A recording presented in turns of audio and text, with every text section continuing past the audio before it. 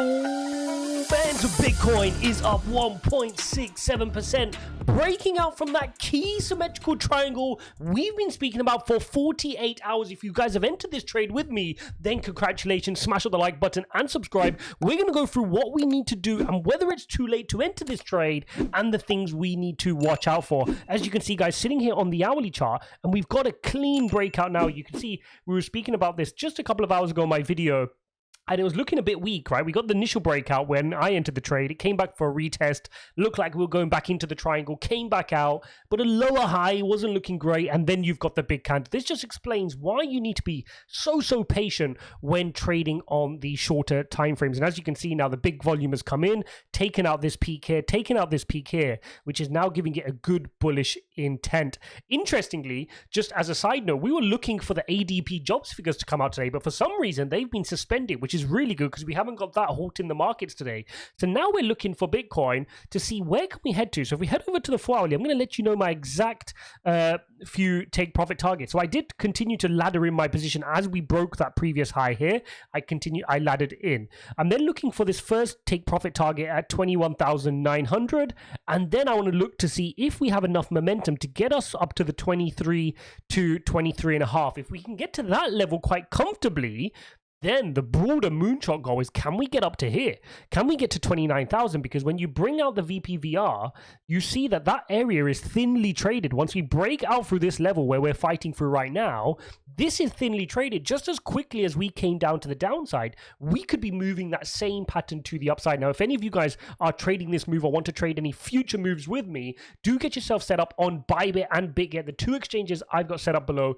There are up to thousands of dollars in bonuses available for you just by using the links down below. And they also support this channel so I can bring you videos on a daily basis with these emergency updates. Now, few things. Should you be FOMOing into this right now? The answer obviously is no. Please do not FOMO in. If you've missed the trade, you've got to accept you've missed the trade sometimes and not FOMO in. Now, does this mean you've missed this one? Not necessarily, right? Trading is risky, and then you always want to FOMO in, but then when it rotates to the downside, you're like, why did I do that? So just be patient. There's nothing to say that this pump can't be short-lived and you just come back for a retest and get thrown back into a triangle. These are the things we have to live with as traders when we're trading the market.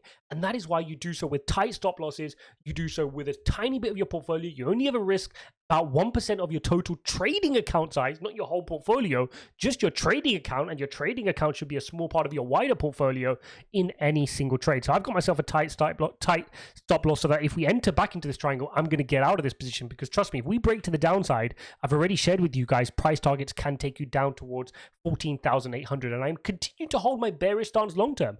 All this was a breakout, which I've been calling for over a week now, to say I think we're going to get a relief rally. And you can see here on the EMA ribbon, we flipped our 4 hourly EMA bullish. Let's bring out the EMA ribbon. We're bullish. Now, when you flip your 4 hourly EMA bullish, that can normally suggest a nice move to the upside. So we're looking forward to that. Now, that doesn't mean that's going to happen every time. Look at this move. We're above our EMA ribbon, then we got thrown back to the downside. So we could get a violent throwdown to the downside if the bears say to the bulls, don't get too excited, you're heading straight back down. But the other move we could be seeing is if we can get to 21,900, don't forget, we are creating this double bottom type pattern, right? Or a W pattern. If we can get to that neckline, that will give us an impulsive move to then push through and try to get higher, 26, 27, 28. Can we start building up this gap where we fell so quickly?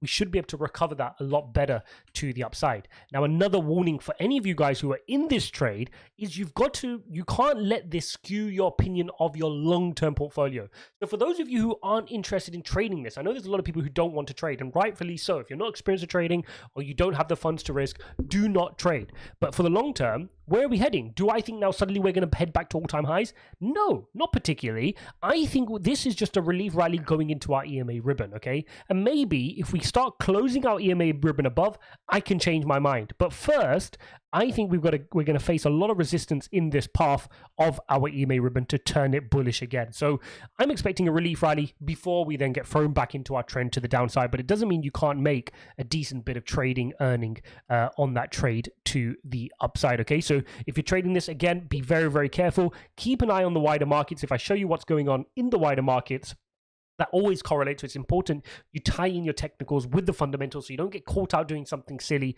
We know the big thing tomorrow is the jobs figure. That jobs figure can cause us a few problems. We had 350,000 non-farm payrolls last month. We're expecting that to drop down to 270. But here's the problem. If it drops down too far below 270, then everyone's going to be worried about a recession. If it's too high above 270, then they're going to be like, oh, Jerome Powell's going to increase rates even stronger. We've got Boris Johnson here in the UK. The Prime Minister has stepped down.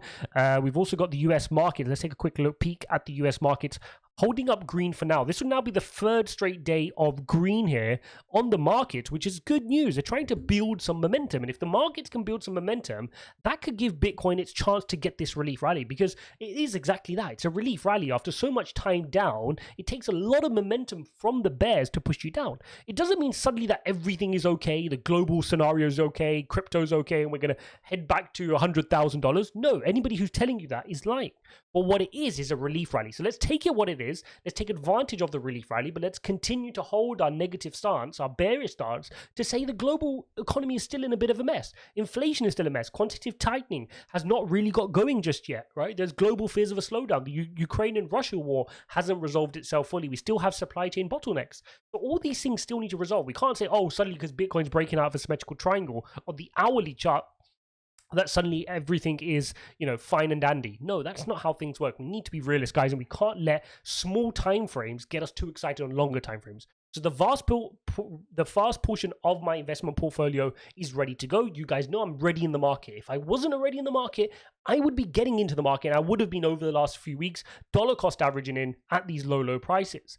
But because I'm already in the market a lot, I'm waiting for cheaper prices. I wanted to see that test back to 17,600, and I still have this scenario that we may see it. We may see it, right? We may see that come back, and it may be after a relief rally before we come back down and test that again. And if we do head back to 20 and head lower than 20, I will have some cash ready on the sidelines, but I don't have everything on the sidelines, and that's the key. I'm already in the market, so if we do run up to 30 and we do start to slowly see a sideways pattern at 30, 35, then at least I'm in the market. I won't have that FOMO. That is why it's really important to nibble. Take each day as it comes and look at the prices and say, is that a valuable purchase for me? Is Bitcoin at 19,000 valuable? Is it at 20,000 valuable? And therefore pull the trigger based on your conviction, based on what you're allocating in your portfolio. Very, very important that we do that. A few other things to take a quick look at before I leave you guys on this emergency update is to take a quick look at the dollar index. And this is an important chart to look at, guys. Remember, the dollar index is very interesting because normally this is not correlated with Bitcoin. We've got a green day here on the dollar index, but still Bitcoin is running, which is very, very interesting. It's something I want to keep an eye on, because if the dollar index continues to run, normally that is a sign that Bitcoin will start to fall. They're inversely correlated. So this is definitely something I want to watch. This rarely happens where you've got them green at the same time. Altcoins are moving as you'd expect. You've got Phantom up 3%. You've got Cosmos up 2%. You've got Avalanche up 3%. You've got 4% on Matic. Dot moving 2.6%. Link 4%. So you're getting some good movements on alts as you'd expect, with Bitcoin breaking out from this symmetrical triangle. As always, guys, if you want my play-by-play updates, head over to Twitter at RealIjaz01. Also, my Telegram channel is /Ijaz01 Crypto. I'll leave the link in the description, because that's sometimes where I don't get time to make videos. I'm giving you the play-by-plays there. It's completely free. Jump into there. Don't forget to check out BitGet and BYBIT. If you trade with those guys, you really do support the channel. And literally, they're the exchanges I use. So I wouldn't recommend them if they weren't the exchanges I personally use. Guys, don't forget to smash up the like button and subscribe. Go watch this video here, and I'll see you in the next one.